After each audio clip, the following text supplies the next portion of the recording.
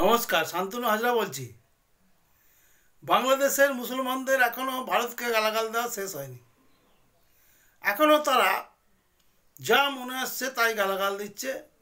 এটা দুর্বলের আস্ফালন ছাড়া কিছু নয়। হাস্যকর সমস্ত গালিগালাজ দিচ্ছে। এই জিনিসটা কে যায় না। আমি মোদী সরকারকে একটা বার্তা দিতে চাই। মোদীজি, অমিতজি এবং রাজনাথ সিংজি, আপনারা বাংলাদেশ সেনাবাহিনী যেটা দেখেছেন ৭২ সালের সেই সেনাবাহিনী এখন আর নাই। আমরা এখন যুদ্ধোপযোগী এবং যে কোনো শত্রু মোকাবেলায় প্রস্তুত। আপনারা আর আস্ফালন তুলবেন না। ইস্টার্ন সেক্টর, ইস্টার্ন কমান্ড গোছানোর ভয় আমাদেরকে দেখাবেন না।